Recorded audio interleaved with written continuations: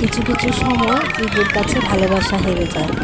তাই ঝগড়া হোক, মারামারি হোক, রাগারাগি হোক, অন্তত একবেলা দুজন একসাথে ভাত খাবার চেষ্টা করবেন। মাঝে মধ্যে কোথাও ঘুরতে যাবেন, বেড়াতে যাবেন। আমি সাধারণত রাগ করলে ইগোকে দূরে রেখে আমি নিজেই আগে থেকে কথা বলি, যেন আমাদের সময়টা নষ্ট না হয়। সুন্দর সময় একবার নষ্ট হয়ে গেলে, চলে গেলে এটা আর কখনো ফিরে আসবে না। তাই ঝগড়া, রাগ, অভিমান, অনুরাগ, ভালোবাসার মধ্যে এগুলো থাকতে পারে, কিন্তু এগুলোকে কখনো ভালোবাসা থেকে বড় করে দেখতে নেই। কেউ একজন আগে কথা বলে সম্পর্ককে ঠিক করে নেওয়া ভালো। এতে যদি কিছু সময় কোনো কিছু পাওয়ার জন্য যদি নিজেকে নত হতে হয়, তাহলে আমার এই নত হওয়াটাই আমার জন্য শ্রেষ্ঠ, ভালো। কারণ ইগোর কাছে অনেক সময় সুন্দর সম্পর্ক, সুন্দর ভালোবাসাগুলো হেরে যায়, আর তখন সারাদিন আফসোস করার প্রয়োজন হয়।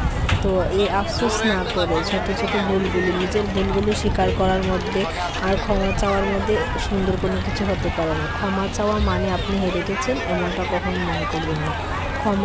ক্ষমা চায় সে বিনয়ী। সম্পর্কের মধ্যে যে আগে ক্ষমা চায় বা যে নিজের দোষটা আগে মেনে নিতে পারে, স্বীকার করতে পারে, তো তার থেকে মহান মহত্ব আর কোনো কিছু হতে পারে না। তার কাছেই সম্পর্কটা সবচেয়ে বেশি দামি। সে ভালোবাসাকে স্থান দিয়েছে সবার উপরে, ইগোকে নয়। তাই সবসময় চেষ্টা করবেন নিজের ভালোবাসার মানুষকে আগলে রাখার এবং তার খুশিকে বোঝার এবং নিজের খুশিকে